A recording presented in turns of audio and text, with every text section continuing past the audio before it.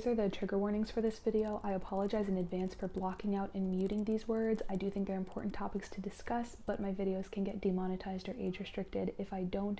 If any of these topics feel personal to you, there are resources linked in the description. Cormac McCarthy is considered one of the most influential figures of contemporary literature. He wrote books like Blood Meridian, The Road, All the Pretty Horses, and No Country for Old Men. Willin, what's in the satchel? Full of money. His books tend to be violent and yet poetically written with long rambling sentences and a disregard for punctuation. Many people consider McCarthy to be a literary genius, and he certainly has the credentials to back it up with a Pulitzer, a National Book Award, and a MacArthur Genius Grant all decorating his shelves. But McCarthy was also always a bit of an enigma. He was very private. He granted few, if any, interviews, and when he did give interviews, he revealed almost nothing about himself. He spent more time with physicists and mathematicians than he did with fellow artists, and he was also famously intentionally poor for much of his life, with one of his 3 ex-wives, Anne Delisle, saying years later, quote, "Someone would call up and offer him $2,000 to come speak at a university about his books, and he would tell them that everything he had to say was there on the page, so we would eat beans for another week." Readers and fans usually chalked up McCarthy's secrecy to some form of literary integrity, and perhaps literary integrity was part of the equation. But there may have also been another reason that McCarthy didn't want the public digging into his personal life.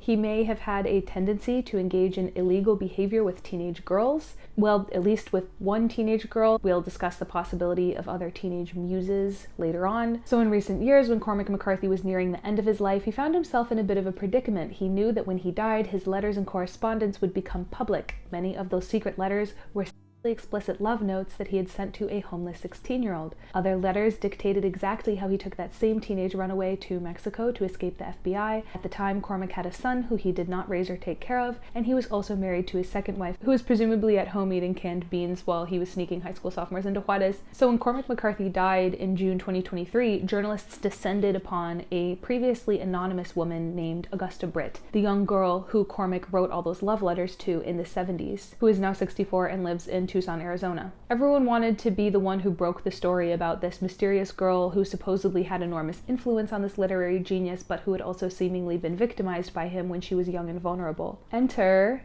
Vincenzo Barney. Vincenzo was a young writer in his mid-20s, a recent grad scraping by on some freelance writing work. He was a lifelong McCarthy fan, so when Cormac McCarthy published 2 novels before his death, Vincenzo contacted various journals and literary magazines asking if he could get advance copies and write a review of his idol's new books. He was promptly rejected by every magazine he applied to, so he started a Substack account and wrote an extremely verbose review of Cormac's work.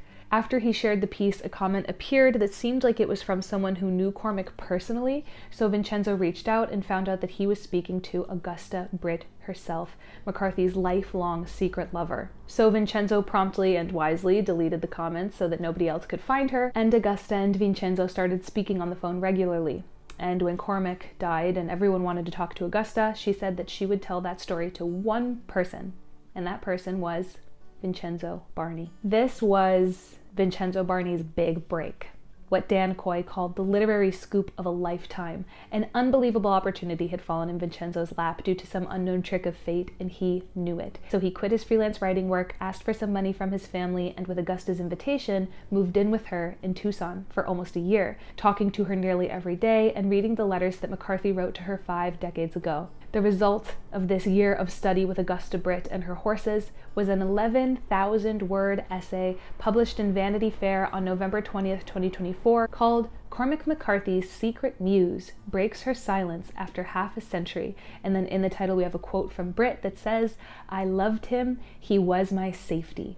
So the essay came out. Cormac's truth was revealed. Months of Barney's life had culminated in this epic, long-form essay, and people hated it. This article single-handedly destroyed my love for reading. I want the life I had before I read this garbage. If Cormac wasn't already dead, he would have ended his own life the second he had the misfortune of reading your terrible attempt at prose. Bro, you are a terrible writer. Ignore the positive comments. God, you fumbled this so bad, man. Bro, the teenager was not his secret muse. What is wrong with you? Vincenzo, you're a pedophile. These are some of the worst sentences ever written. I read your story and it was really bad. Were you always the Or did you just want to be more like McCarthy? The photo of the guy who wrote the Vanity Fair article valorizing Cormac McCarthy's is a wonderful visual aid to pair with the displeasure of reading the piece. I remember seeing one that I can't find now that was like, wow, good job, bro, I can tell you used a thesaurus. To the people who are insulting his appearance, calling him a pedophile, let's just like take a step back from the keyboard, okay? It's literary criticism, not the rapture. But goodness gracious, what did this guy do to make people so mad? The two main criticisms of his essay was that it was poorly written, which we'll get into, and it romanticized a grooming relationship between Augusta and Cormac. If you aren't aware, grooming is the process by which someone, typically an older person or adult, builds trust and kinship with someone else, usually a minor, but not always, to prepare them later on for exploitation, abuse, or trafficking. According to safechild.org, the steps of grooming are as follows. Step 1, the adult targets a victim, typically someone who is vulnerable or who doesn't have much adult supervision, but it can happen to anyone. Who were providing me with validation that my parents weren't giving me at the time. He knew that I was vulnerable. I think I was just so desperate for love, and he showed me that little bit of what I needed. I had never experienced that this person started telling me how attractive I was, how lucky I was, how special I was, that these professionals wanted to help me. When I was 15, I had aged out of foster care and I was homeless. I had a lot of addiction and abuse going on in my household. Step 2, the adult gains the victim's trust by giving them gifts or money, establishing a friendship, or doing favors for them. This usually makes the victim feel special or loved, and it might make them feel like they owe something to this adult. And it was the first person who had treated me like I was something special. Tuition paid, room and board paid. Made me a bracelet, said he was going to take care of me, sent me candy on St. Patrick's Day, love letters. And he would do everything for me. Like, he was waiting on me. He would literally carry me places so that I didn't have to walk. A lot of attention when I first started working there. It was definitely nice, I'm not gonna lie. Groomers may use gifts and favors as a way to create a sense of indebtedness and make it harder for you to say no when they ask for favors. Step 3, the perpetrator may start to slowly expose the victim to sexual scenarios, such as by showing them porn, sending naked pictures, or sending text messages or letters. Because his ultimate goal was just to get me more used to explicit stuff and stuff like that. Yeah. You want to see something I really like? Sean, what are you doing? That's it. Step 4, the perpetrator isolates the victim. Safechild.org writes, taking the child out of his or her surroundings is one way that the perpetrator may separate the child from others and gain access to the child alone so that others cannot witness the abuse. Close quote. They cut you off. They cut you off from your friends, from your family. I couldn't tell my friends about this. They already disapproved of him. I couldn't tell my family about this because they also didn't know anything that was happening. I had pushed my parents away, I pushed my family away, I built up that wall to protect them, but also to protect myself. Step 5, the perpetrator creates secrecy around the relationship. For example, they might tell the child that if they get caught, then they'll get in trouble with the law, or they might say that if they're caught, then the child will be sent back to an abusive situation. The other things I had to agree to is I couldn't talk about this. I wasn't allowed to tell anybody about this. She tried to escape. He would her mother and her grandmother.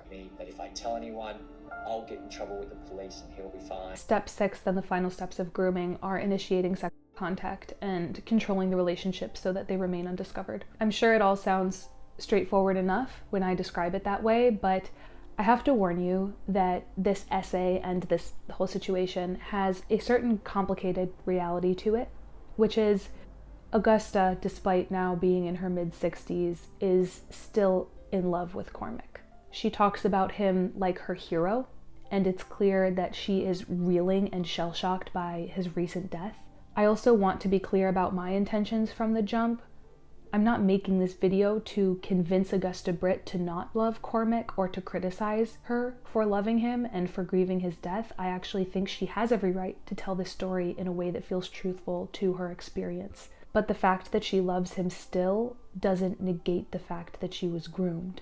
And I do think it was irresponsible of Vincenzo to copy her perspective unquestioned into this article in a well-read magazine. So Was Cormac McCarthy a genius, or was he a monster? These are the types of questions I want to grapple with in this video essay. But I do believe that Vincenzo's Vanity Fair piece was a major missed opportunity. I think that it could have been the perfect chance to share information about the realities of grooming, how it works, patterns, dynamics. But instead, and this is my theory that I believe I'll support later on, Augusta Britt chose a writer who was young and immature and who fell in love with her because she knew that he would write whatever she wanted him to write. And what she wanted him to write was a love story. Then I think she figured all the criticism would fall on Vincenzo and his writing style, and Cormac McCarthy, the one who actually did the grooming, would walk out scot-free. And based on the responses that we've seen, she was right. So I'm going to review this essay, and I'm going to critique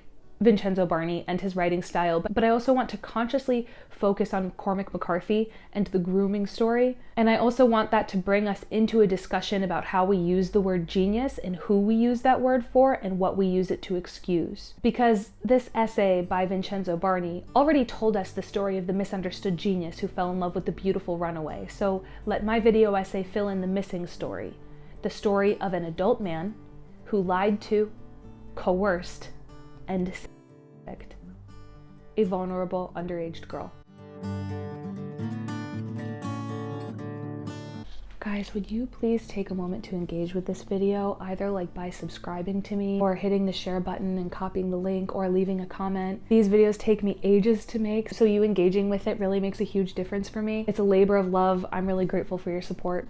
Please subscribe. So the tagline of the article reads, quote, "When he was 42, Cormac McCarthy fell in love with a 16-year-old girl he met by a motel pool. Augusta Britt would go on to become one of the most significant and secret inspirations in literary history, giving life to many of McCarthy's most iconic characters across his celebrated novels and Hollywood films. For 47 years, Britt closely guarded her identity and her story until now." Close quote. The first paragraph says, quote, "I'm going to tell you the craziest love story in literary history. And before you ransack the canon for a glamorous rebuttal, I must warn you, its preeminence is conclusive. Dante and Beatrice, Scott and Zelda, Vera and Vladimir, all famous cases of literary love and inspiration, sure, but these romances lack the 47-year novelistic drama of the craziest story.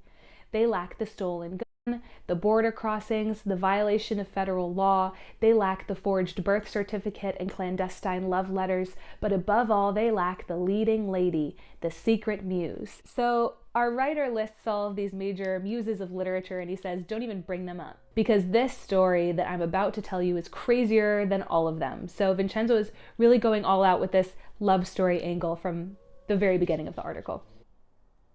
Dante Alighieri. He lists Dante Alighieri, the author of the Divine Comedy, and his muse Beatrice Portinari, F. Scott Fitzgerald, the author of The Great Gatsby, and Zelda Fitzgerald, although they separated before his death, and Vladimir Nabokov, the author of Lolita, and Vera Nabokov, his wife and dedicated lifelong partner. Then Barney says that those stories of those couples who I just listed don't have what this story has, namely the border crossings and the federal crimes and the clandestine love letters, which is a strong statement and a completely incorrect statement. All of the things that he listed that these other famous love stories supposedly lack are in reality covered by probably just Zelda and Scott alone. Let me explain. Barney says, for example, that these other authors' stories don't include federal crimes, but let's consider that when F. Scott Fitzgerald and Zelda were together, it was the era of prohibition, so the federal law was that you could not drink alcohol. So in reality, Zelda and Scott, who were both alcoholics and considered the embodiment of the Roaring Twenties, broke federal law enthusiastically and on a daily basis. Barney says that there were no border crossings in the stories of the other muses. Meanwhile, Vladimir and Vera Nabokov were war refugees who fled Russia to live in Germany, then France, then the United States. Dante Alighieri was also a refugee, as he was exiled from Florence during his lifetime due to political strife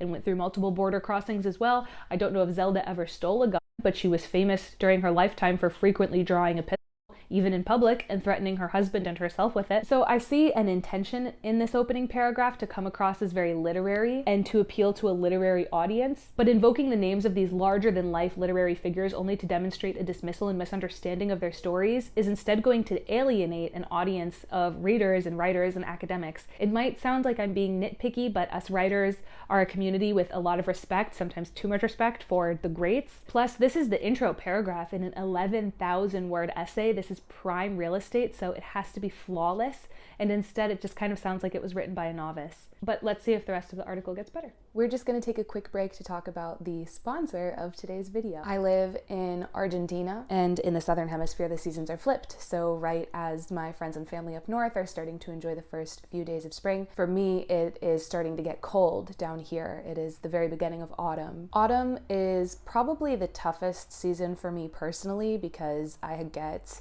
seasonal migraines. I've gotten migraines since I was about 8 years old, and I get them year round, but for whatever reason, they just seem to become a lot more chronic in the fall. When I'm getting my headaches, I feel so guilty and anxious all the time. I worry, am I complaining too much? I worry about not being able to focus, not being able to get as much stuff done. And I'm curious about you guys up north. I know that most of my audience is in North America, and I would love to know how you're feeling now at the beginning of spring, because I know that it can be a time for renewal and getting in touch with friends, but I also know that that can come with a lot of pressure, be it social pressure or work or school or otherwise. So if you're starting to experience something similar like guilt or FOMO or anxiety this spring, then my sponsor, BetterHelp, can connect you with a therapist who can provide support. Side note, part of my personal lore as a professional writer and editor is that over the years I have done a lot of work with BetterHelp, writing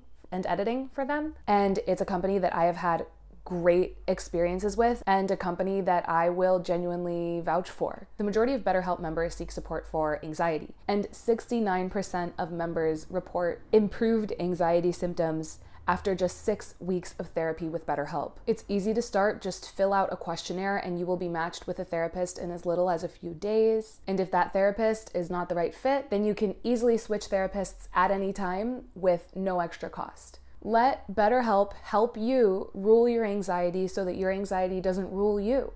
Click the link in the description or go to betterhelp.com/Siobhan Breyer and get 10% off your first month of therapy. Thank you so much, BetterHelp, for sponsoring this video, and let's get right back into it. Barney goes on to tell us a little bit about Cormac McCarthy, saying he was a heavy drinker, he was intentionally poor for much of his life, but when he died, he had luxury cars and millions of dollars in assets. Barney also mentions that McCarthy doesn't have many women characters in his books, which Oprah asked him about. I don't pretend to understand women. I think men don't know much about women. They find them very mysterious.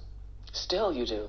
Yeah, although 3 wives later, they're still mysterious? Then Barney writes that, quote, Cormac McCarthy did not shirk womankind in his novels. On the contrary, it turns out that many of his famous leading men were inspired by a single woman, a single secret muse, revealed here for the first time, a 5'4", badass Finnish-American cowgirl named Augusta Britt. Augusta shares the story of meeting Cormac in her own words. She says that when she was 16, she was in and out of foster care. When I was 15, I had aged out of foster care. At that time, homes with foster kids weren't allowed to have locked doors, so she had no privacy. Foster dads or other men she lived with would intentionally walk in when she was changing or showering or using the bathroom. So she started going to a motel nearby that had a pool with outdoor showers so that she could get clean without worrying about being hurt or harassed. Then Barney mentions in passing that Augusta has memorized and recites Shakespeare speeches, and you can tell a lot about a person by which Shakespeare speeches they choose to memorize. So let's see what we can determine about Augusta Britt by the speeches that she has chosen. First, she has memorized the St. Crispin's Day speech from Henry V, which is a fine choice, and a more well-known choice. This is the speech that goes,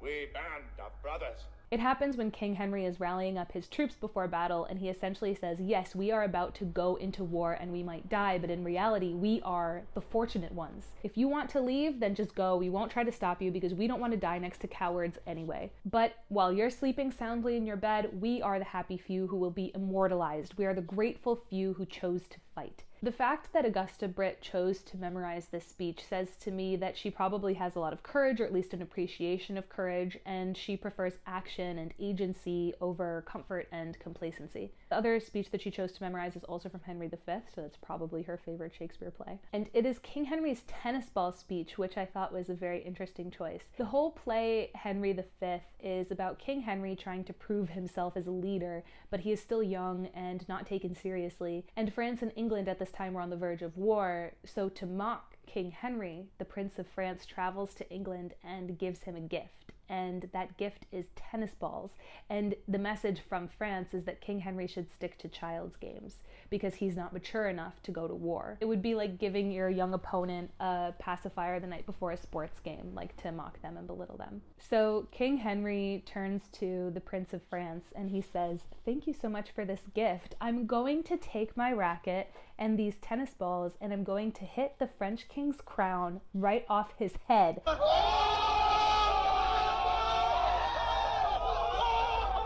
And he ends this speech with this really powerful threat, basically saying, what a good joke. I'm sure it will be very funny when your country has thousands of widows and grieving mothers and castles burned to the ground, and someday you'll look up and realize that your joke never made anyone laugh, but it made your entire country cry. The fact that Augusta Britt was so moved by this speech that she chose to memorize it tells me that it really spoke to her, and I can see what might speak to her about it. For example, this sounds like someone who knows what it feels like to be underestimated. This sounds like someone who has perhaps a lot of rage and frustration as a result of being made a joke of and not being taken seriously. And I love the lines, "How he comes o'er us with our wilder days, not measuring what use we made of them," which means essentially you mock me for my wild days without realizing what I learned from them. So Vincenzo Barney and Augusta Britt are driving in an Escalade that Cormac McCarthy bought for her, and Augusta tells Vincenzo Barney the story about how she had bought this beat-up paperback version of McCarthy's debut novel, The Orchard Keeper, which was not a popular or well-known book, for 5 cents in a bin outside the bookstore. Remember these details later because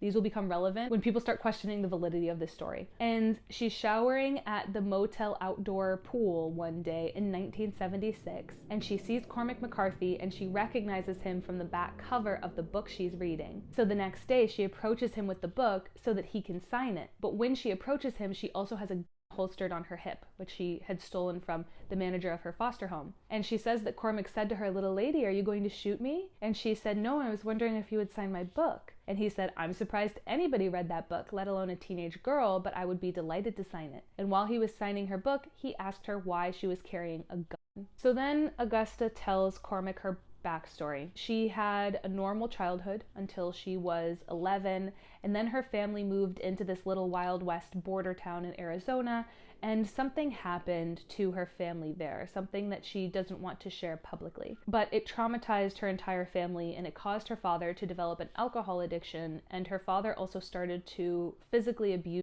her when he drank. She said that she thinks he did this because she reminded him of the traumatic event. I had a lot of addiction going on in my household. So from the ages of 11 to 16, she was passed between foster homes and her real home, and her foster homes had a lot of issues as well. She had foster parents who were physically abusive and sexually abusive, but anytime she was sent back home to her biological parents, her presence would again throw her father into these fits of rage, and he would beat her horribly, sometimes putting her in the hospital. And then we have this quote from Augusta.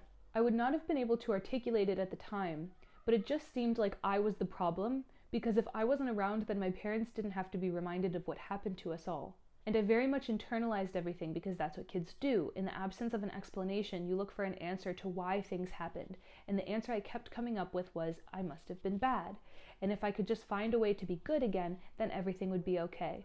Then she says of her father, "I never blamed him. He did the best he could," close quote. So she's very forgiving, which can be considered a relevant quality later on when we get into the Cormac story and her perspective on it. So Augusta Britt started disassociating even for weeks at a time until she decided that she wasn't going to be hit anymore, not by her dad or anyone else. So she stole a revolver and declared that she would shoot anyone who tried to hurt her. And she told Cormac McCarthy all of this the first time she met him by the pool, and she says that he just responded, "Well, that explains the gun."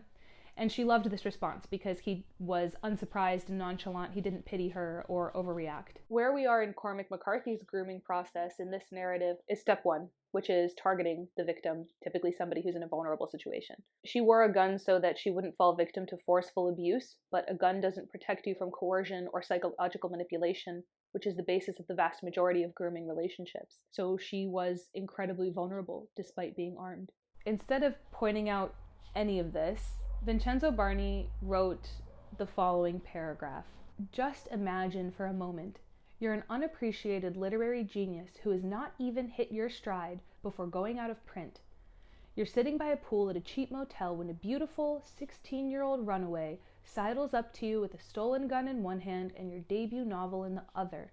She reads in her closet to stay out of violence's earshot.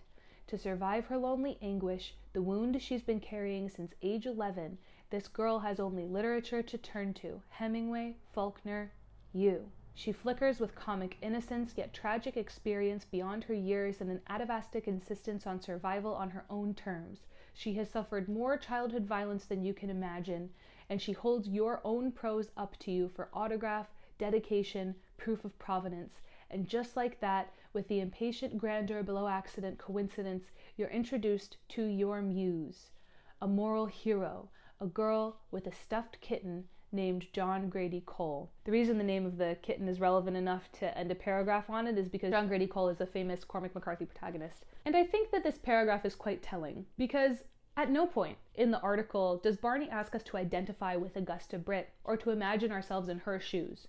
But we can see from this paragraph that not only does he imagine himself in Cormac McCarthy's shoes, but that he is asking us to do so as well. But for me, it has the opposite effect than what I believe the writer intended. I don't empathize more with McCarthy because Barney told me to. I am instead disturbed by what I'm reading. I don't hear about the violence that this child has suffered and think, wow, what a badass Finnish American cowgirl. Instead, it just deeply saddens me that she has to constantly wear a gun because so many people hurt her. And when I hear a stuffed kitten named John Grady Cole, I don't get excited by the name of this McCarthy protagonist as if I'm seeing a reference to the comics in a Marvel movie. I just think, she was so young that she was still sleeping with a pet stuffed kitten? And to see the revelation that she slept with a little stuffed kitten in the same sentence, the same breath as your muse, a moral hero, makes me very uncomfortable. When I think about a hurt, vulnerable girl with a stuffed kitty toy, the last things on my mind are the things that Cormac McCarthy did next.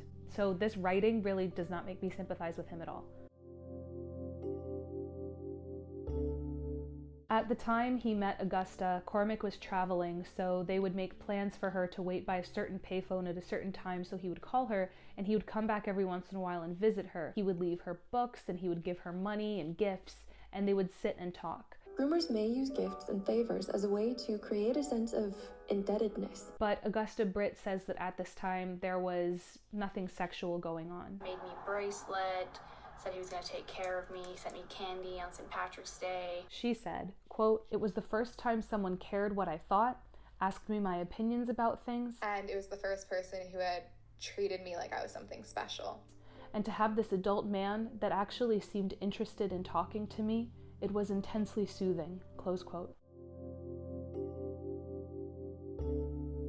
That quote from Augusta about feeling intensely soothed was what Barney chose to include at this point in the story, but I think there's another quote from Augusta about her relationship with Cormac at this time that should have been up here in the article when we're introducing the very beginning of the romance, because while in person Augusta Britt was enjoying the attention she got from Cormac, he also started sending her letters that were sexual in nature.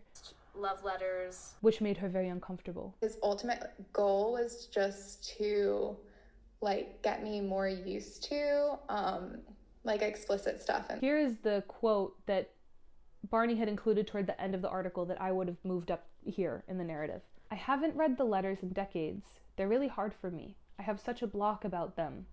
They did make me feel uncomfortable at the time because they were so different from how he talked on the phone or in person. After living with these creepy men in foster homes, it was such a relief to be with Cormac. It felt safe. I felt safe and secure because he didn't want anything. He was genuinely interested in me.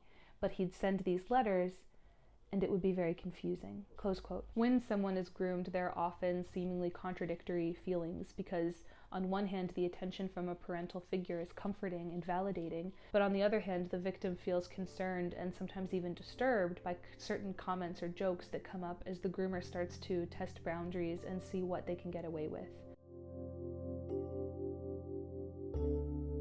So a year or so goes by with this arrangement. In person, they're friends, but Cormac is telling her in letters about his fantasies about her. Sean, what are you doing? That's Then Augusta's father beats her so badly that she's put in the hospital, so she misses a few phone calls from Cormac. When they finally reconnect and he sees her, he says, "If you stay here, they're going to kill you." Then he tells her, quote, "I'm going to Mexico. I want you to come with me. At least then you'll be safe." They cut you off. They cut you off from your friends, from your family. "I want you to know I don't want anything from you. If you want to come home at any point, I'll put you right back on a bus. But if you do come with me, you've got to say goodbye to this place. Even if you come back a week or month from now, it will never be the same. You need to understand your life will change the minute you leave with me." Close quote. I had pushed my parents away, I'd pushed my family away, I built up that wall to protect them, but also to protect myself. So Augusta agrees to go to Mexico with Cormac. I want to emphasize that even though I'm critiquing this article and I'm critiquing the perspective in it, I really want to put the guilt and the onus on Cormac. I think that Augusta did what she needed to do to survive. If you're drowning and somebody holds out a hand, you're not thinking about the intentions of the person attached to that hand. You're just grabbing onto it. I don't really know why I'm saying this. I guess despite all the pushback that's come out of this article, I really hope that Augusta doesn't have regrets or guilt about this time in her life and the decisions that she made. So at this point, Vincenzo Barney kind of steps back from Augusta and Cormac and he starts to tell the story of how he, the writer of the article, met Britt, which was just that he wrote an article about Cormac on Substack, he published it, she commented, he reached out to her, they started talking. I don't really agree with the choice on the part of Vincenzo to insert himself so much in this article. If he wanted to talk about how he met Augusta and their friendship, I think it would have made more sense as a follow-up article, but at this point, it really just kind of breaks the narrative flow. I think this is a common mistake of new writers. If they don't know when they'll have another opportunity like this again, they might feel like they need to be seen and they need to be heard, and they'll take this chance to like over-introduce themselves to the audience. But as the writer, especially in this heavy story, I see it more as your job to be pretty absent. This is Cormac and Augusta's story, and if you keep inserting yourself into it, it does come across as very forced. You also start to get the impression, or I started to get the impression at this point, that Vincenzo is in love with Augusta. Here's a paragraph he wrote describing her appearance. "Britt is a small woman, but in no way slight. Her arms are thin yet taut, muscular, with large defined hands dignified by a lifetime of living by them, holding reins as a cowgirl, setting IVs as a trauma nurse, pulling triggers in self-defense, grappling with McCarthy's painful mirrory prose. When she blinks, her large blue eyes seem to tinkle in crystal delicacy, and her blonde Finnish hair frames a youthful face that has slipped into a barely discernible older age. One sees her effortlessly, when she laughs, when she contemplates, in all her unvanished youth and beauty." Close quote. I usually really like when writers write with like a lot of love about their subjects, but now at this point I'm starting to wonder if Vincenzo is a reliable narrator, because if he really loves Augusta, will he tell the story of what happened between her and Cormac, or will he tell whatever story will make her happy? Like, I don't know about you guys, but if I have a crush on somebody, like, I will do what I need to do to make them smile. I'm like, what do you want? You want a story in French? I'll learn French. In an interview with Slate after this whole viral scenario, Vincenzo had this great exchange. The interviewer asked, "I've profiled people who had a huge impact on me. You fall for them a little bit. That's part of the point. Did you fall for Augusta?" And Vincenzo simply replied, "Everyone falls for Augusta." So back to the Vanity Fair piece, Barney talks about the many ways that Augusta has shown up in Cormac McCarthy's literature. She's on the cover of Stella Maris and The Passenger, although it's become a running joke between Augusta and Vincenzo that the characters inspired by Augusta almost always die, usually in violent ways. We'll discuss that more in depth later on, but we can infer for now that Cormac McCarthy viewed Augusta Britt as a tragic figure, and she shows up in his books as a love interest, but also as a victim in almost all scenarios. It makes me question if something that Cormac loved about her was her tragic backstory, because it made her more vulnerable and dependent on him. And the problem with that is that if you love somebody, you either intentionally or unintentionally draw that quality out in them. So if your goal is to not define yourself as a victim and to not relive your tragic patterns, then it could be counterproductive to be with somebody who loves those things about you and will thus draw out those qualities more. If somebody loves your vulnerability and how easily abused you are, but you don't want to be vulnerable anymore, then I don't think you can fully reach your goal of no longer being completely vulnerable until you are no longer with that person romantically. Again, I'll talk more later on about why I think Augusta's characters always die in Cormac's books. Augusta shared with Barney a copy of The Passenger with a note from Cormac in it, a dedication. This is the first time we see in the article an example of Cormac's writing to Augusta.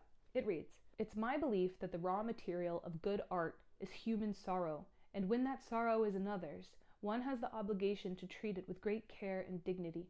But I also believe that the one who is loved is placed under an obligation to survive and bear these trials with grace and dignity.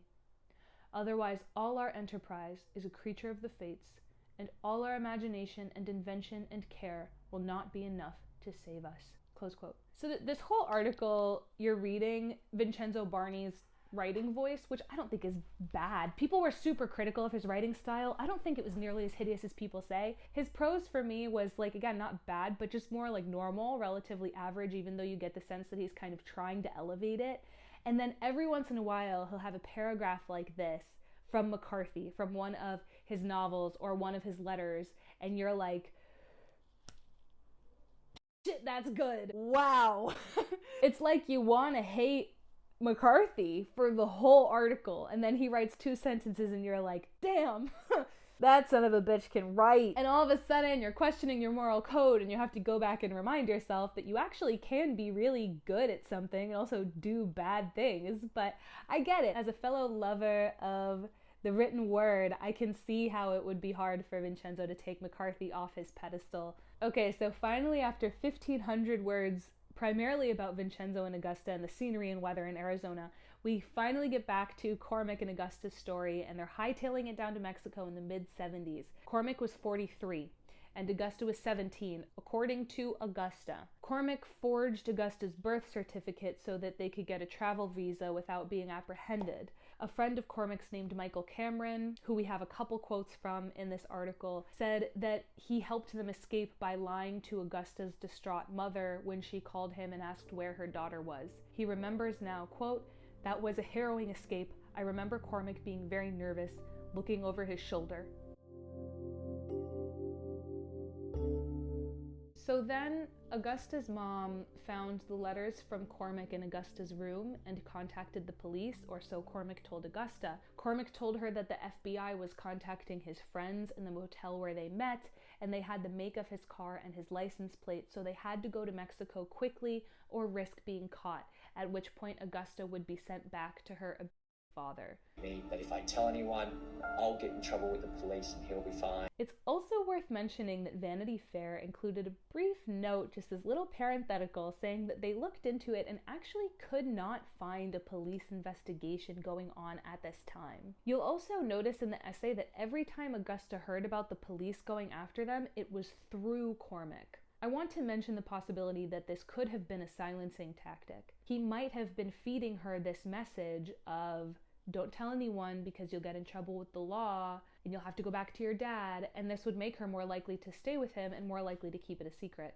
The other things I had to agree to is that I couldn't talk about this. When they make it to Mexico, McCarthy tells Augusta that he wants to see her shoot the gun, and it turns out she's a really good shot, which surprises him, but she mistakes his surprise for regret, as if he realized that she was a bad person or a dangerous person, and she begins to panic, thinking that he's going to send her back to the States and to her abusive father, so she starts making all these promises to him, saying, I'm really clean and I'm a great cook, I'll cook for you and I can change the ribbon on your typewriter. These promises and that fear that Augusta felt in that moment, for me that's a clear indicator that she's being coerced. Healthy sexual relationships don't happen because you feel that you owe that person something. They don't happen because you are terrified of what will happen if you don't please that person. So at this point, Cormac McCarthy has successfully created a situation where he has all the power that he wanted over Augusta Britt. He targeted her due to her vulnerable circumstances. He isolated her. He convinced her to keep the relationship secret by potentially lying about being pursued by the FBI and using that implicit threat of sending her back to her father. So it was time for him to move on to the next step of grooming. The day that Augusta promised Cormac that she would cook and clean and change the ribbon on his typewriter, he responded by saying, "Okay, that settles it." Then they returned to their hotel room and they had sex for the first time. Then Vincenzo Barney writes, "He was 43, she was 17. The image is startling, possibly illegal. At the very least, it raises questions about inappropriate power dynamics and the specter of premeditated grooming. But not to Britt, who had suffered unspeakable violence at the hands of many men in her young life, then or now." And then we have a quote from Britt, "I can't imagine, after the childhood I had, making love for the first time with anyone but a man, anyone but Cormac. It all felt right, it felt good. I loved him. He was my safety. I really feel that if I had not met him, I would have died young." Close quote. So there are a few things that I think the writer did wrong in this paragraph. First, I find it, what's a nicer word for cowardly? I find it timid that Barney only ever brings up the possibility of grooming having taken place in order to immediately refute it. I also find it timid that our writer says that the couple having sex was possibly illegal. I think the reason he said possibly is because he's referring to the age of consent and the possibility of statutory rape. Legally, a minor cannot consent to sex with an adult, especially a 43-year-old. So even if the child says yes and consents, then this is still considered rape due to the age difference. But perhaps Vincenzo wasn't sure if the pair was violating age of consent laws at this time because it varies by state and it varies by year. So I had to look it up, and to clarify, in Arizona in 1976, the age of consent was, and continues to be, 18 years old. Even by the most generous interpretation of this narrative, even if we give Vincenzo and Augusta and Cormac the full benefit of the doubt, Augusta was 17. So Cormac had sex with Augusta when he was 43 and she was 17 or maybe younger was not possibly illegal. It was illegal. So let's delete that adverb. Augusta says, "At that point, Cormac was wanted for statutory rape and the Mann Act, but he was undaunted. I think he kind of liked it, actually," close quote. I'm sure he did. So this law, the Mann Act, has already been named a few times at this point in the article, both by Augusta and by Vincenzo, and I'm not a predator, so I don't know what that means off the top of my head, so I looked it up, and the Mann Act states that you cannot transport someone across state lines for prostitution or for sex. So the Mann Act is sex trafficking.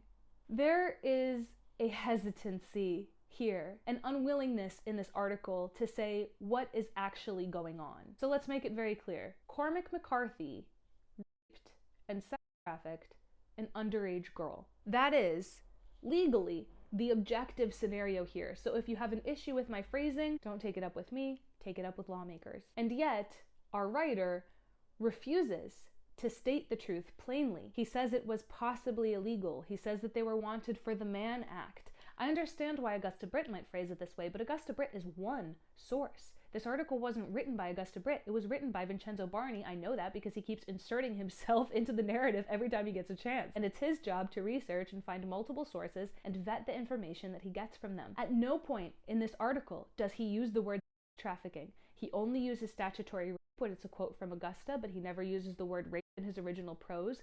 And at no point in this article does he call Augusta Britt at this time a kid, a minor, or a child. It's always something like a beautiful runaway. When Cormac told Augusta that they were being chased by the FBI, Augusta says, "I was terrified that they'd find us. I didn't want to go back to Tucson. I didn't want to go back to foster homes. I didn't want to go back to that life. Nobody likes to get hit. Nobody.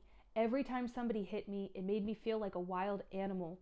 I can't articulate it except to say that it made me feel so wild inside, like a wolf with its leg caught in a trap. If I could have chewed off my leg to escape the feelings, I would have. I would have done anything to make it stop." Close quote.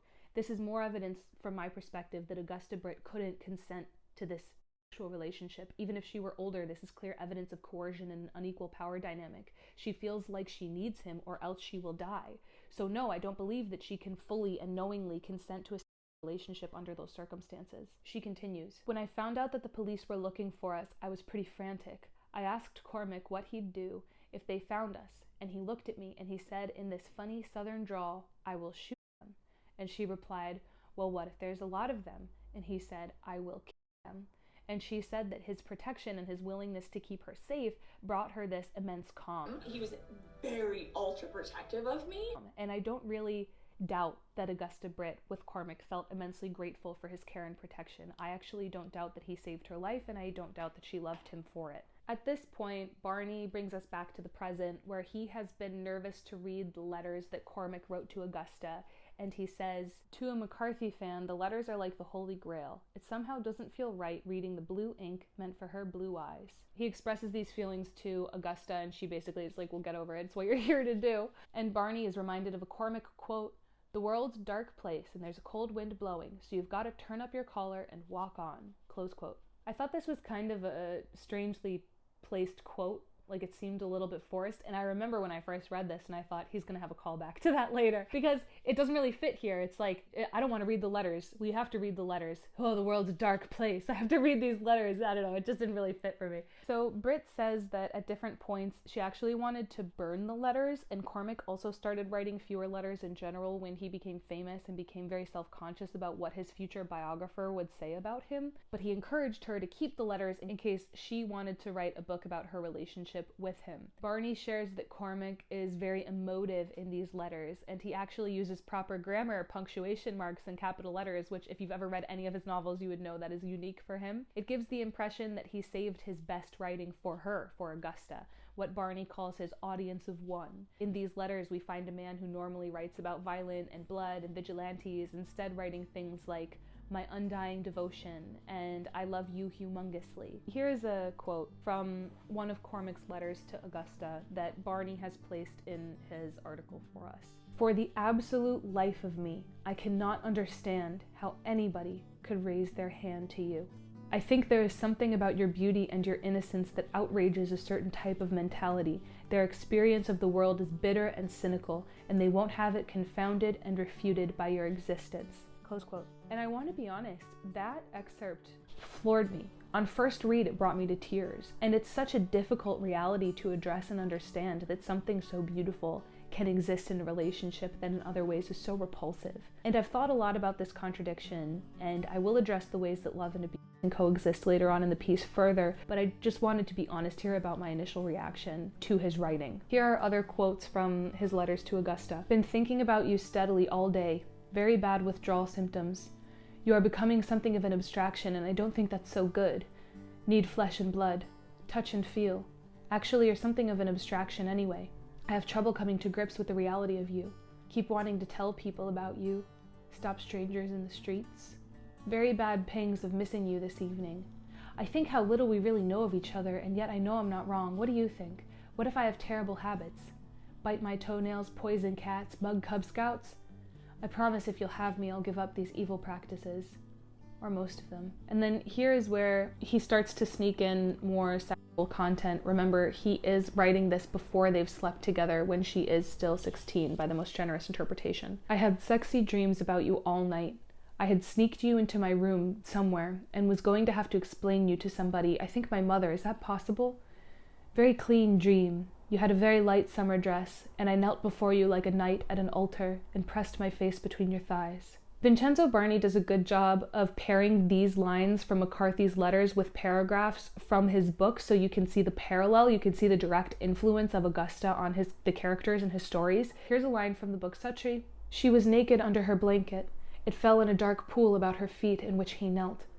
With his ear to the womb of this child, he could hear the hiss of meteorites through the blind stellar depths. She moaned and stood tiptoe, her hands holding his head to her." Note that while Barney never called Augusta at this time a child, McCarthy is willing to call the teenage love interest a child in his novels. Another line from Suttree. "I really need to get you away someplace quiet for a couple days so that I can talk to you.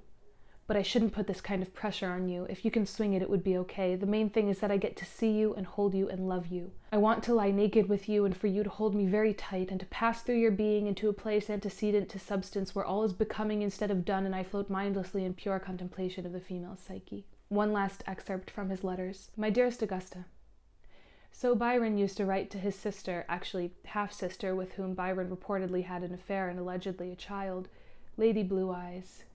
Do you miss me at all?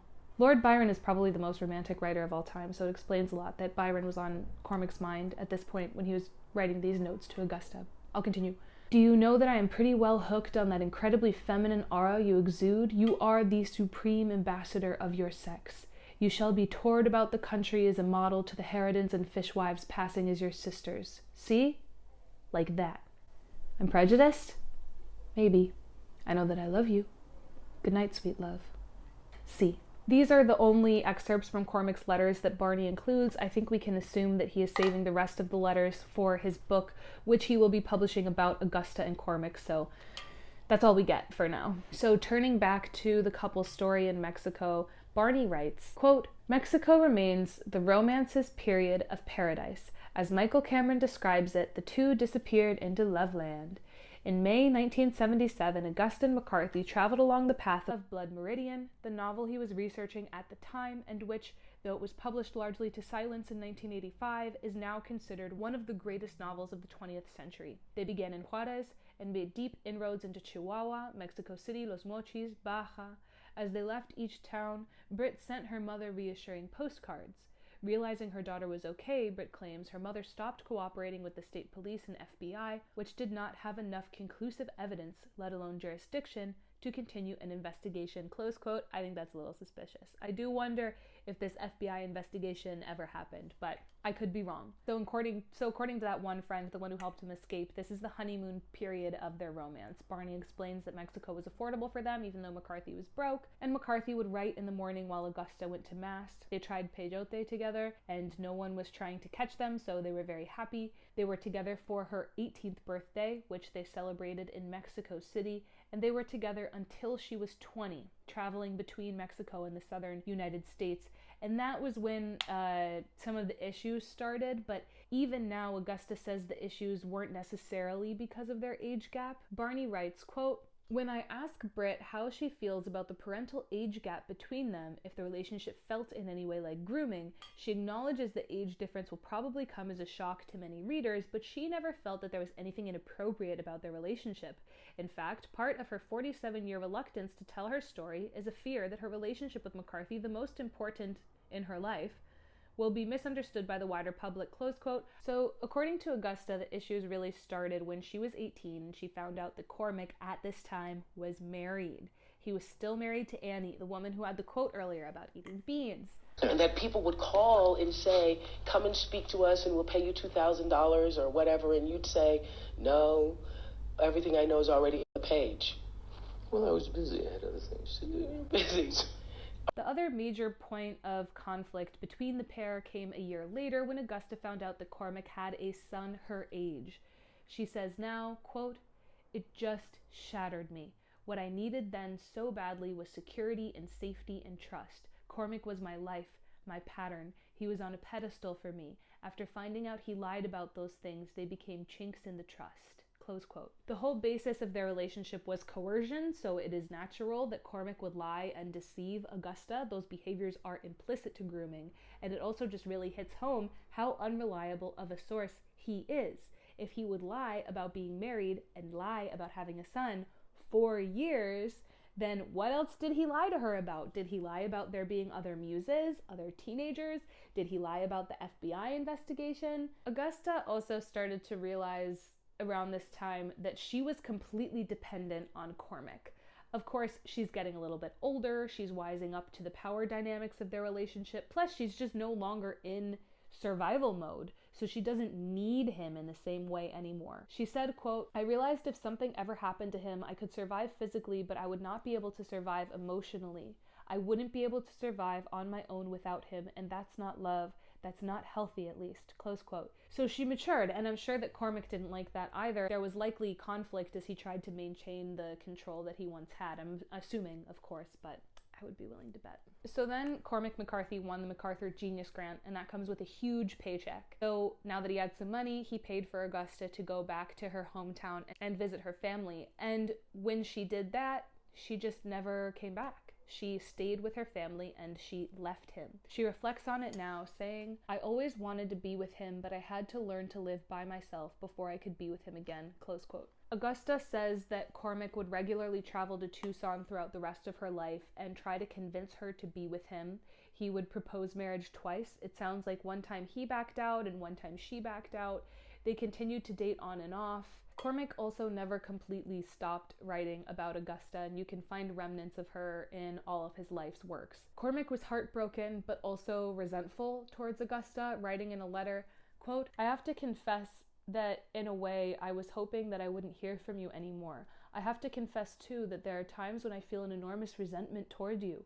Baby, there was nothing wrong with our love. You just threw it away. I never hear that song, I don't start crying. I never got over those blue eyes. I make lists of places in the world to go and things to do now that I have no responsibilities, but everything is just empty." Close quote. And then Barney includes this super weird conversation between Augusta and him. So she says to him, "Can I see some of the letters?" And then she reads through a few, twisting her necklace. Quote, "I hate to say it, but I think Cormac really did love me. We laugh. I had no family stability. I was homeless. I was vulnerable. I was young. I mean," she pauses and screws up her face. "Who could blame him? I know the Muse well enough to identify one of her shock jokes. 'What a groomer,' she says, thrusting her hand up into the air and busts out laughing." That's as close as we get to ever acknowledging the fact that she was groomed. After Augusta and Cormac separated, she went to the University of Arizona. She was at one point interred in a psych ward. She worked at bars for a little while, then eventually went back to school and became a trauma nurse. She also trained horses, and at one point she was married briefly. And then Barney writes, quote, "She deals for the rest of her life with severe depression and low self-esteem. She is, in her own words, a lost soul." Close quote. There is a connection in the article drawn between her mental health issues and the trauma that she suffered as a child, but never a connection made between her mental health issues and her relationship with Cormac. In the 80s, when Cormac and Augusta were still in close contact, even though they weren't together, he started sending her his novels that she had inspired. But seeing herself represented in his work didn't feel romantic to her, and instead made her feel used and betrayed. She said, "I started reading All the Pretty Horses, and it's just so full of me and yet isn't me. It was so confusing. I cried for days. And I remember thinking to myself that being such a lover of books, I was surprised it didn't feel romantic to be written about. I felt kind of violated.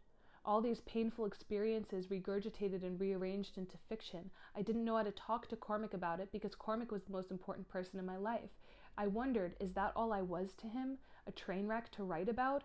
I was trying so hard to grow up and to fix what was broken about me. I still thought I could be fixed, and this felt like the opposite of fixing me." Close quote. Then Barney writes, "For the rest of his life, McCarthy would make visits every few months to Tucson and stay at the Arizona Inn. While the visits were made out of love and longing, they were always entangled with what felt to Britt like research, like an artist visiting his subject for an extended portraiture." Close quote. Then we get a quote from, again, the same friend, Michael Cameron, who helped them escape. I do wish this article had more primary sources. Quote, "She was his muse throughout. Throughout! She's Alicia Western. There's no doubt she was the love of his life and his muse. I mean, when you saw them together, they were so in love, just so in love with each other. She was the truest witness of his life." Close quote. Like I said before, I'm not doubting this story, but since Michael Cameron helped his friend escape the country with the teenage girl, let's take his quotes with a grain of salt. Augusta admits that seeing herself represented in Cormac's work made her depression worse. For example, once when he proposed to her, he said, "I intend to love you until the day I die," to which she replied, "Me first." She would later see this exact conversation recreated by Penelope Cruz in the movie The Counselor. "I intend to love you until I die. Me first." It also upset Augusta that the characters based on her almost always died, and they often died in gruesome or creative ways. Barney writes, quote, "Her mission from the age of 11 was to be good, to survive, and yet McCarthy kept killing her. I thought he must not believe in me," she says. "It's taken me decades to realize that maybe what he was doing was killing off what had happened to me, killing off the darkness." Close quote. I don't necessarily think that's what he was doing. As I said before, I think that largely what Cormac loved about her were her traumas and her tragedies, because that made her more vulnerable, more easily manipulated. If you're attracted to people whom you hold a lot of power over, then when you write a love interest by making them more hurt and more vulnerable in your eyes, you're making them more sexy and desirable. And in killing these characters off, you offer them up as sacrifice to your protagonist's motivation. You burn them as kindling in a story where you want your protagonist to be fueled into great violence. Another convenient thing about teenage love interests who die is that they never grow old. They never wise up, realize they're being used, they never leave you. Our brave masculine heroes also never have to deal with the societal fallout of dating these young, vulnerable women. They get to save the teenage love interest from a bad place, receive gratitude in the form of affection and sexual favors, and then the teenage love interest dies, meaning she is forever 16 and abusable. Augusta shares that Cormac lived to regret the end of his life. She says he turned his back on his old friends in order to fit into the more intellectual institute crowd. In one of their final encounters, Augusta visited Cormac and he started to cry, saying he regretted all the years that they weren't together. In his final years of life, Cormac reconciled with his first son. His third wife, Jennifer, and his second son, John, the inspiration for The Road, were the ones who cared for him in those final years of his life. In his will, he named Augusta, along with his 2 sons and 2 out of his 3 ex-wives. At this point in the essay, Barney goes back into a long horse metaphor, and I'm really not sure what he's getting at. He does this multiple times throughout the essay. He tells the story of Augusta and Cormac, and he intersperses it with these moments where Augusta is teaching Barney something about horses. She says, for example, to control a horse, you have to control its feet. To put the reins on a horse, you have to do it from the left side. She points out that horses are herd animals, and Barney spends a lot of words on this, which makes me think he's going for a metaphor, but I can't really think of any clear analogy here. At this point in the essay, she says, horses have 2 sides. So I thought maybe he's saying that every story has 2 sides, but his essay doesn't have 2 sides. He only presented 1 side. So maybe that's not what he meant. That's really all I got. He also shares stories about how he manages to harness the horses despite being nervous. He shares that Augusta gave him her Stella Maris pendant. He includes a little anecdote in which Augusta tells him that he's a good shot.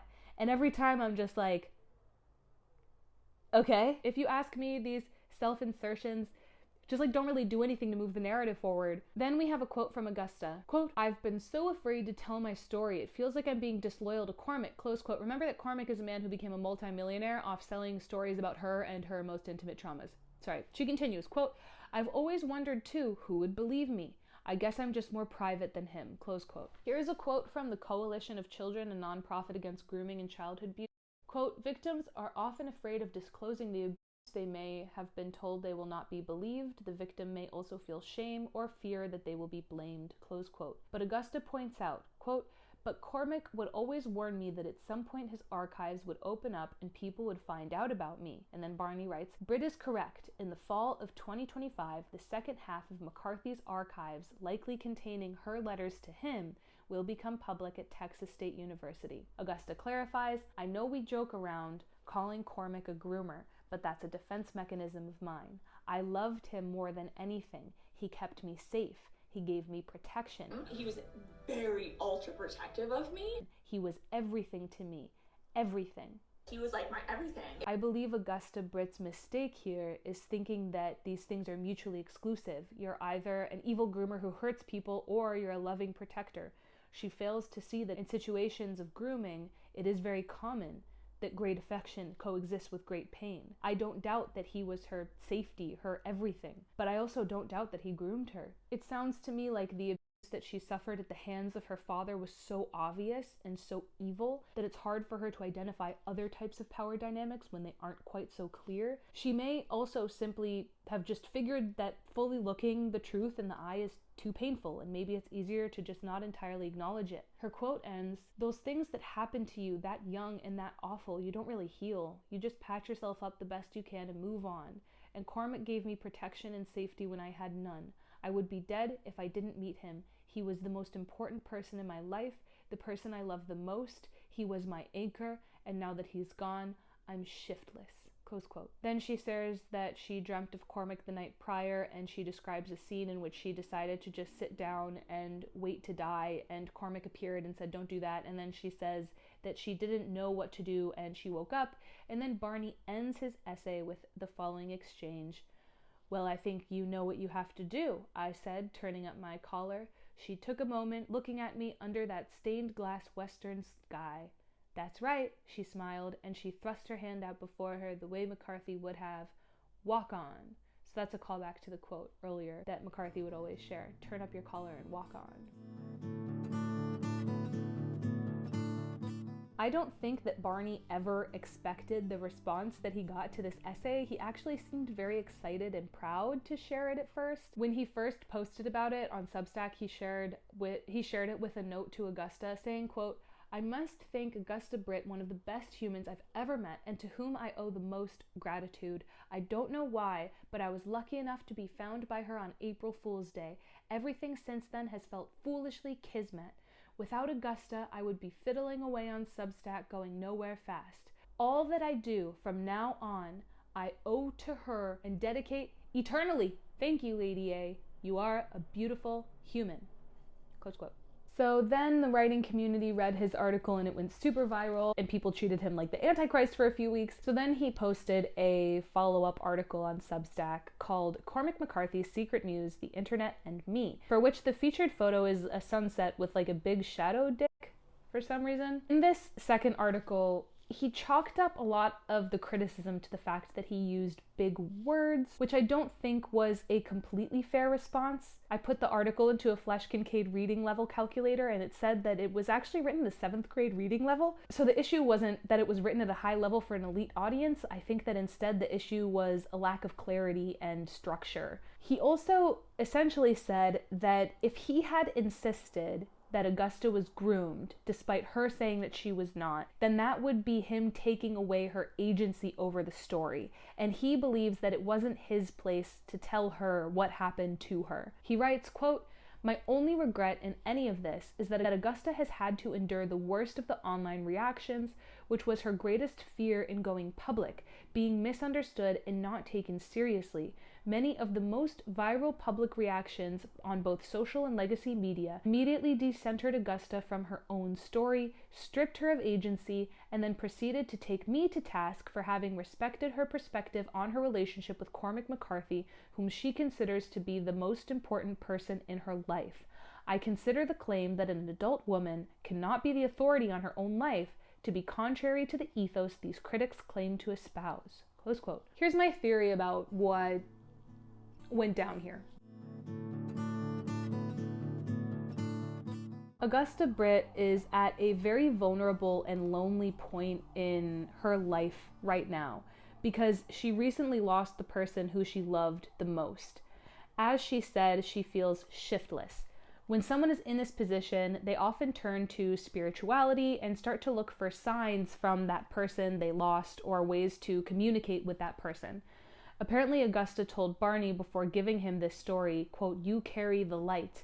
The two talk constantly about the date on which they met being April Fool's Day, as if their meeting was fated somehow. For me, that shows that they're really looking for signs, because in reality, there are only 365 days in a year. If you want to convince yourself that there's something special about a certain day, then that's pretty easy to do. That doesn't mean that it was divine providence. I once convinced myself that a guy was my future husband because he had a birthday like the day before my sister's birthday, like not even the same day. It was like, oh my God, it's fate. They can celebrate together. They never met.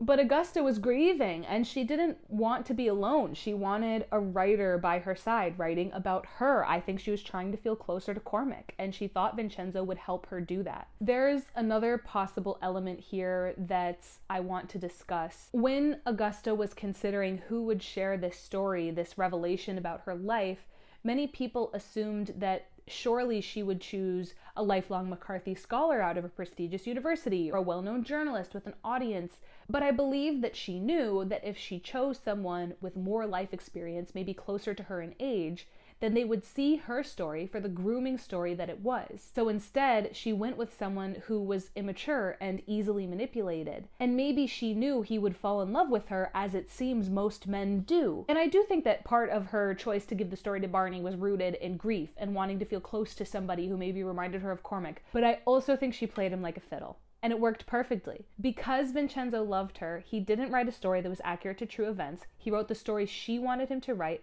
and he wrote the story she wanted to hear, and that was a love story. He said in his interview with Slate, quote, "I am deeply uncomfortable contravening a woman's authority on her own life, especially as a young man half her age. She has been emphatic that there was no grooming, as recently as again today," close quote. As a result of Augusta's decision to give this story to Vincenzo, many of the criticisms have been about Vincenzo Barney and his writing style. There hasn't really been a major reckoning about Cormac McCarthy and his legacy, which I think is unfortunate. I also think that was part of Augusta's plan from the beginning. In that same Slate interview, Barney essentially confirmed that this was her intent by saying that when she read his essay on Substack, she had finally found a way that her story could be, quote, "told from her perspective, with Vincenzo's daringly bad style absorbing most of the controversy and opinion columns," close quote.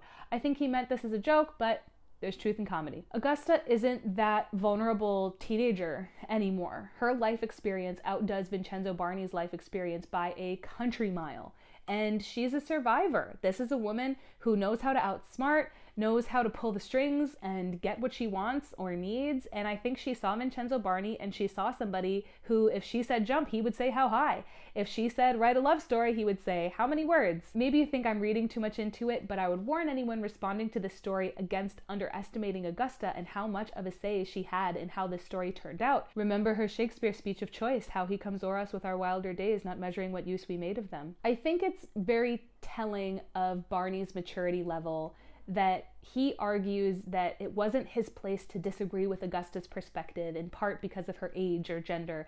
I would remind him that part of maturity is realizing that people who are older than you, people the age of your parents, even people the age of your grandparents, are still human. And humans are subject to human biases and fallacies and errors in thinking, except of course for my mommy, who is perfect and never did anything wrong in her life. I don't think any of us are completely reliable narrators of our own lives, because there's no such thing as one true story. The truth exists in an amalgamation of perspectives. If you have taken an English class at some point in the last 15 years, then perhaps you've watched the Nigerian novelist and speaker Chimamanda Adichie's speech called "The Danger of a Single Story." People who stereotype other people based on their culture or race or gender typically defend their stereotyping behavior by saying, well, the stereotype is true. But Adichie's speech offers a succinct rebuttal to that idea. But to insist on only these negative stories is to flatten my experience and to overlook the many other stories that formed me. The single story creates stereotypes, and the problem with stereotypes is not that they are untrue, but that they are incomplete. Adichie also extends her theory of the danger of a single story to not just encompass cultures and countries, but also to apply to individual people. As any great novelist should, Adichie recognizes that to portray a person's motivations as nothing more than a simple archetype would be to misunderstand any given situation. The wisest people, and the best writers, instead look at all characters directly in the eye and breathe life into them by recognizing their humanity, elevating them beyond a two-dimensional stereotype. Many of the critics of Barney's article attacked him for telling a love story, but my issue actually isn't that Vincenzo told a love story. It's that he only told a love story.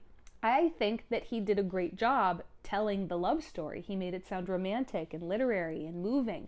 But imagine how rich, how interesting this article could have been if he juxtaposed that great love story with a fully told grooming story without mincing his words. An article like that would be so powerful because it would successfully portray the immense confusion and contradiction that exists not just in the head of a victim of a grooming relationship, but in any abuse relationship, in which victims often find themselves wondering, how could someone who has brought me so much joy also bring me so much pain? I have a friend who dealt with abuse at the hands of an older sibling, and I've gotten permission to share this story if I change certain identifying details. This friend had opened up to me about the abuse she suffered at the hands of her older brother during their teenage years, and I had classified him in my head as a villain. I actually, to be honest, hate him for what he did to my friend. And when you're on the outside of an abusive situation, it's easy to feel that way, and it's easy to paint the abuser as some kind of cruel, one-dimensional being. And then one day, my friend started telling me stories about her childhood with her brother, and these stories made me feel confused and shocked, because in these stories she was telling me the siblings were playing together and laughing together and sharing inside jokes, and they sounded like best friends. And I clarified, I said, "Are you talking about Name?" And she said yes. And I said, "But I thought he was horribly abused." And she said he was. And in my infinite wisdom, I asked, "But you loved him?" And she said, "Of course." Why do you think the abuse hurt so much? There's a controversial book called The Trauma Myth by Dr. Susan A. Clancy, and one myth she addresses about sex is that it always feels deeply traumatic in the moment. She points out in this book that sex usually comes from someone who the victim trusted and cared about and even loved. So it's natural that there are going to be conflicting feelings in a situation like that. The fact that the experience is traumatic won't always feel quite so obvious in the moment. Part of the reason this book was considered controversial was because people claimed that Dr. Clancy was downplaying abuse and its traumatic effects, but I worry that if we don't fully acknowledge these confusing feelings that exist in survivors of abuse, then people might downplay their abuse or not even realize that they were abused because they think that love, or their definition of it, and abuse can't coexist. I hear that mindset in these statements from Augusta when she says things like, "He wasn't a groomer, he protected me," or "He wasn't a groomer, he was my everything." Likely because of the physical abuse she suffered as a child, she has a very clear binary idea of what abuse looks like, and because she feels these conflicting emotions with Cormac, what he did to her doesn't fit in that binary definition of abuse. One study that examined why people return to abusive partners identified many factors that you would expect affecting the reasoning of the women studied. There were only women in heterosexual relationships studied in this study. For example, if a woman is financially dependent on her abusive husband, then she might feel either I go back to this relationship or I become homeless, so she chooses to go back. Another reason that people go back to their abuse is because their abuse threatens them and scares them, or threatens their loved ones, so they go back out of fear. And reasons like that are of course upsetting to hear about, but they're also almost like easier to digest because they paint a more clear dynamic. But in this study, another major reason emerged as a strong predictor of whether or not someone would go back to an abusive partner, and that is how much the victim empathizes with and identifies with the person who abused them. And when you ask those people why they went back, in many cases they said simply, "Because I was in love." Even though he was a monster, like, I loved him. I really, really loved my husband. Or who I thought he was. I had, like, why is this what gets me choked up? Being a divorced kid, I just always really wanted a family. And I think that's, I really did love him. And love doesn't have an objective definition. You can't put someone under a brain scan and see love in the same way you could see stress or fear. What people in an abusive relationship might call love, someone else would call Stockholm Syndrome, or a trauma bond, or grooming. But the reality of that victim, their version of the story and how they're going to put it into their words, is that they were in love with someone and the world didn't understand their love. And it's a difficult reality to fit into our heads. Like, how can you love someone who would do that to you? Someone who would have with you when you were just a child, someone who would lie about being married, about having a son, someone who would take your private moments and share them with the whole world. And this essay gives us a glimpse into the psyche of someone who still loves the person who groomed her. She sees their story as a great love story, two people who protected and defended each other against all odds. What's missing is a genuine examination of the other side, the other story, not just the ways that Cormac protected and loved Augusta, but the ways in which he hurt her. People who know a lot more about Cormac McCarthy than I do have also responded to the story and pointed out some issues with the narrative. One response, a comment addressed to Vincenzo Barney, states, quote, "Vincenzo, people are upset because you refuse to address the false claims you and Augusta made, which throw the veracity of your entire article into question. What makes it worse is that you're gatekeeping, manipulating, and hiding the real story and information to drive book sales for your book with Augusta, which I assume will double down on these false claims." Close quote. The comment goes on to bring up a letter written by a friend of Cormac's named Guy Davenport. This letter is published in a book called Questioning Minds, The Letters of Guy Davenport and Hugh Kenner. And Davenport writes, Cormac McCarthy has just run off to Mexico with a teenage popsy, abandoning a beautiful British ballerina of a wife. Close quote. The issue is that this letter was written in 1974.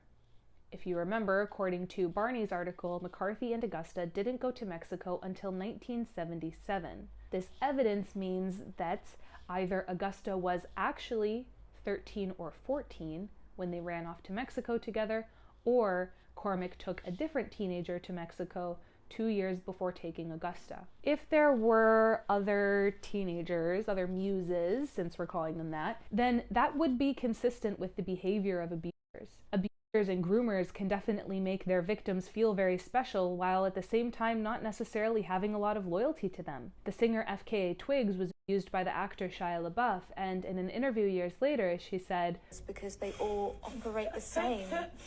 You know, I think one of the most painful things was realizing that I wasn't special, that I wasn't in a relationship where it was this thing that we could struggle through together and it was me and him against the world and it was just our energy that no one would understand because this is us. It's not about me.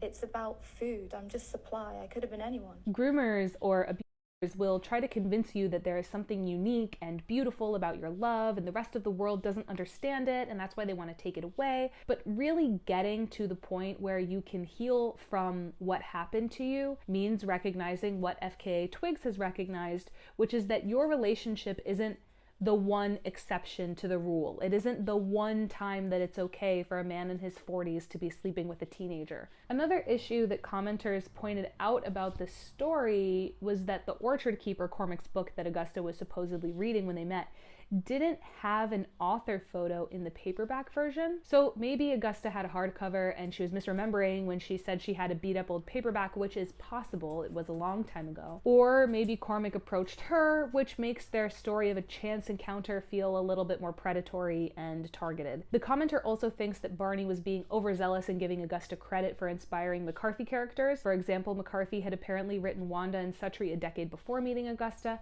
and he had also worked with someone named John Cole in a movie set when he was a teenager, and that was where that name came from, not from Augusta's stuffed kitten. So people who are lifelong scholars of McCarthy are claiming that this article was poorly researched and that Vincenzo or Augusta may have invented a narrative, perhaps to inflate future book sales or to shift some guilt away from Cormac. Maybe the commenter is wrong, but I also thought that the article wasn't very well researched. For example, Barney not explicitly pointing out that their age gap was definitively illegal read a bit to me like he just didn't do the work of double checking the age of consent laws in Arizona in 1976. I also felt that this wasn't written by someone with a robust understanding of grooming and trafficking in general, because if Barney understood more about trafficking and grooming, he wouldn't have been surprised when he got there and Augusta Britt spoke highly of Cormac and insisted that there wasn't any grooming, and he definitely wouldn't have just taken her at her word for the story, because the story actually follows all the patterns of grooming and trafficking. Like, this man really wrote, "I'm about to tell you the craziest love story of all time," and proceeded to tell us the most textbook grooming scenario you can possibly imagine. I don't doubt that Cormac saved her life and got her out of a really dangerous situation, but if this was truly a loving, healthy relationship, then why is it that every time he wrote about her over the years, she was plunged into a deep depression? If he knew that his stories had that effect on her, why did he keep writing about her traumas, and why did he keep killing her characters? Why was so much of their early love based on deception? If she wasn't groomed, then why was she so uncomfortable with the letters from Cormac at first and only decided to leave when the abuse at home made her feel like a wild animal chewing its leg off to get out of a trap? And these are the details and obvious signs of grooming that we got from an article that was intentionally written to sound like a love story. So imagine how many more details we would have gotten if this had been told by someone who was educated on the topic and willing to tell the whole truth. It should be interesting to see what secrets Cormac's letters hold when they become public this fall. While there was a huge backlash against this article and the way it was written, there were also McCarthy fans who came forward to say, who cares? He's a genius. And geniuses don't follow society's rules. Those people vehemently defended Barney's article. For example, here's a comment from someone named Michael Moore, which was liked by Vincenzo Barney, and says, quote, "I don't understand the new trend of being unable to separate the artist from the art.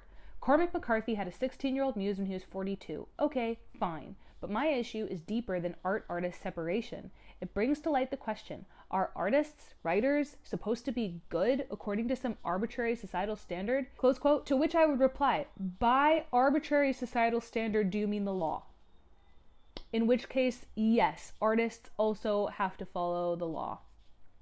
We actually all have to follow the law. But whenever a major artist or author is accused of wrongdoing, one of the most common responses is that we should separate art from artist. So I'll humor it.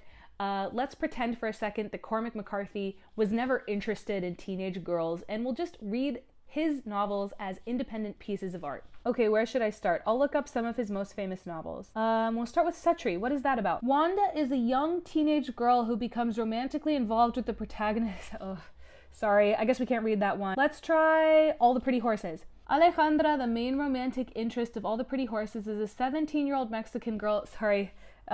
Let's try Cities of the Plain, where the protagonist John Grady Cole becomes intensely infatuated with a blind 16-year-old Mexican prostitute named Magdalena. Guys, I feel like this separating art from artist thing isn't really working. And this response of excusing a predator because they've made good art in the past is stupid, but also very common. We have different standards of morality for people who we consider geniuses. We excuse more. And I think that's a deeply flawed approach. To address this, let's first acknowledge that the word genius doesn't have an objective definition. You can take an IQ test and be determined to have a genius IQ, yes, but most of the people who we call geniuses in everyday life, like John Lennon or Galileo, didn't get that title because they did well in an IQ test. It was instead because they were really, really, really good at something. And we do often expect geniuses to have some antisocial element, like Alan Turing always having dirty fingernails, or Albert Einstein refusing to wear socks. And the idea is that they were simply so focused on their craft that other silly social rules or preoccupations just didn't take up space in their mind. So genius is subjective, especially in art.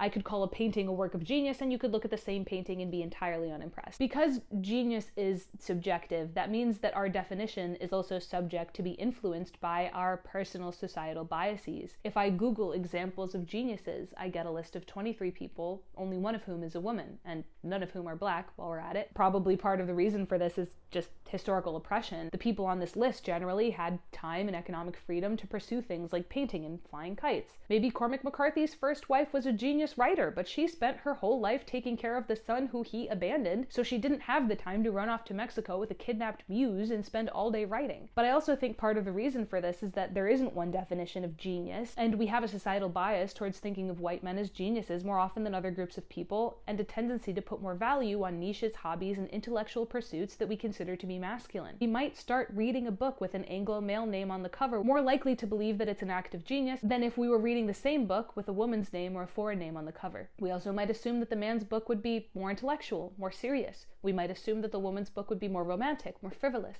Even Chimamanda Adichie, who I mentioned earlier, the Nigerian writer and one of the greatest and most influential thought leaders of our time, sat in an interview a few years ago in France and was asked questions like, "And do people read your books in Nigeria?" They do, shockingly. They do. Are there bookshops in Nigeria? You know, I think it reflects very poorly on French people that you have to ask me that question.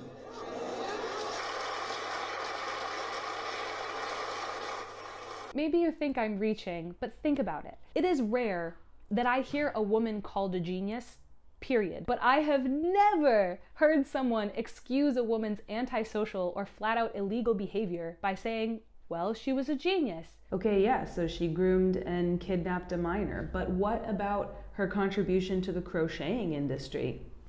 And the comments under Vincenzo's article fall right into this trap of using the word genius to excuse poor behavior, and that genius always, coincidentally, is a white man. Here are a few quotes. "Don't people understand that writers have always been the freaks, weirdos, intense individuals, rebels, etc., just like painters and all other artists? Look at white man, or white man, or white man. And here's another comment from a different person. Conformity is not what we need from artists, just the opposite. White man, white man, white man, white man, all creating what has never existed before. Another response that I saw to this essay was that a woman should have written it instead of Vincenzo Barney due to the subject matter. And it might come as a surprise to you that I disagree with that take. I sort of radically think that anybody can write about anybody if you're a good enough writer, which is actually considered a controversial opinion in the publishing industry right now. Like, the common consensus in publishing seems to be that you can only write protagonists belonging to groups that you personally identify with. But some of my favorite feminist works of fiction were written by men. The Scarlet Letter, A Thousand Splendid Suns, The Girl with the Dragon Tattoo, I could go on. Plus, some of the most iconic male characters of all time were written by women, like The Boys and the Outsiders, Atticus Finch. Even the famous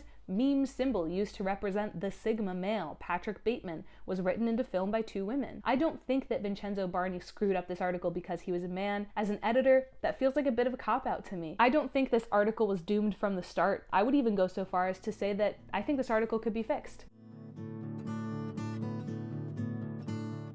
If I were Vincenzo's editor and I wanted to fix this article, here are some of the changes I would make. 1. As I said earlier, I would have gone into this with more research into grooming and the psychology of grooming. That way, perhaps he could have recognized that abuse doesn't magically make love disappear, and the existence of love doesn't mean that the relationship wasn't any less abusive. Number 2, the article was, I thought, poorly structured. He has these long paragraphs about the horses and the rain in Arizona that did nothing to move the plot forward. To tie a halter hitch, you've got standing to hug in the same direction, pulling the halter over his Roman nose until my right arm is gently over the top of his head.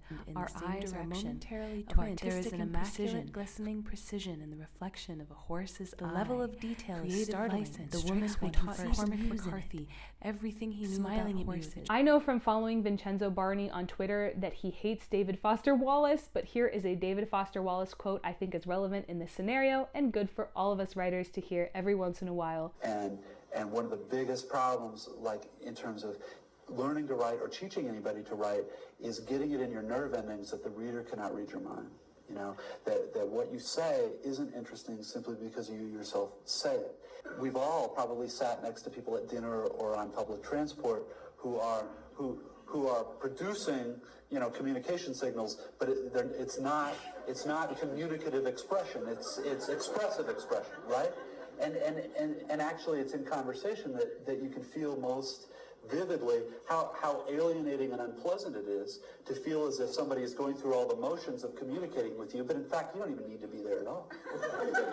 That time dedicated to incomplete horse analogies would have been better spent doing a deep exploration into the evidence that Augusta was groomed. Another structural issue is that he starts the intro naming all these famous literary love stories, and then he doesn't do much to compare Cormac and Augusta to them ever again. He also ends the article with the walk on quote, which I think would have been more effective if he put the first mention of the walk on quote earlier in the article instead of just sticking it randomly into the middle of the article. I'd prefer, that's a personal thing, I prefer when articles have like cleaner bookends. Also, if you're going to choose a quote to end the article on, then I believe it should be a bit more relevant to the story. Instead, the advice to walk on gives the reader the takeaway that we should not examine this relationship any further and just leave this story in the past, which is not advice that I would give people personally if I wanted them to later buy my book that is a deeper look into this relationship. Number 3, I would have cut out or reduced instances of something called purple prose. Purple prose is when a writer tries to sound very literary or tries to sound like their favorite author and ends up writing sentences like, "There is a sense of heat ripple to the horizons of Brit's life after the split, the kind of interstitial oblivion between novels in, say, a trilogy," which sounds like it almost makes sense. It's like 75% of the way there. Slightly nonsensical sentences like this one give the impression of the article being hard to read, but not because it was written for a highbrow audience, just because it wasn't really written in a legible way. And another belief that I will stand on is that you shouldn't sacrifice clarity for style, although I'm sure that Vincenzo Barney would disagree with me on that. My other question that I'd like you to think about is, do you owe something to your muse? And it's interesting because when you're on the outside of an inappropriate relationship, it's so easy to see who is the aggressor and who is the one being taken advantage of. But when you're in the relationship, it's so much harder to see reality. And you'll realize that Augusta Britt claims that her relationship in real life with Cormac was fine and loving. But as soon as she saw their same love represented in fiction in his novels, when she looked at it from the outside, then she was disturbed and depressed by what she saw. Does he owe her something because he took advantage of her trauma? Really, my concern isn't whether or not Cormac McCarthy took advantage of Augusta Britt in his art, because it's very clear that he took advantage of her in real life. I think that it just became visible to her when he did it in his art. So my first question in this particular scenario isn't really about the responsibility to the Muse so much as it is about a responsibility to the readers. Let me explain what I mean by that. You might look at this and say, so Augusta got Vincenzo Barney to tell exactly the story that she wanted him to tell, and her way of coping with all this trauma that she has lived through is telling herself a love story, so who cares? Like, why can't you just let her have that? Why are you trying to change her mind and force her to look at her own life in a way she doesn't want to? But in reality, I recognize, and I wish that Vincenzo had recognized, that we aren't going to change Augusta's mind here. I'm not making this video to convince this woman I've never met before that she was groomed. I think that Vincenzo almost looked at this article that way, as if it were for Augusta. But this wasn't one of McCarthy's love letters. It wasn't written for an audience of one. It was written for Vanity Fair. And there are possibly people reading this who were groomed, who are actively being groomed, or even who are groomers. And if they were to read this article, they might come away from it saying, wow, it's so nice to see my relationship finally understood. And because Vincenzo was only thinking about himself and Augusta and Cormac and how this opportunity would reflect on their own little imaginary threesome, he missed an opportunity to show survivors of grooming and assault that the people who abused them are not going to be excused and venerated. Not if they're a popular teacher, not if they're a priest, not even if they're a fucking MacArthur Grant winning certified genius. Because let me tell you something about groomers and abusers. They prey on people who are young and vulnerable because they are cowards. I don't care how many little books they write about cowboys. And if abusers, being the cowards that they are, saw that socially they can't get away with abuse because they'll be shamed and criticized and convicted, then they won't be as likely to do it. But if I read this article as an abuser, then I would think, great, I can do whatever I want. And 50 years later, they'll still write articles about how hot that homeless teenager was and how nice I was to her. In the end, I don't hate Vincenzo Barney for writing it this way. I don't think it was intended maliciously. I'm even grateful to Vincenzo Barney for writing this article and giving us something to discuss and dissect. I disagree with the way that he approached this article. I also read in his interview with Slate that when he was living with Augusta, he would drink 2 bottles of wine every night while she cooked for him. So I also disagree with that. I think that he should help her cook. And also that's a lot of wine. Maybe you should take it easy. In everything I read about Vincenzo Barney in preparing to make this video, there was always somebody named Doug Barney, presumably his father, arguing with people in the comments about stuff like the age of consent. So shout out Doug.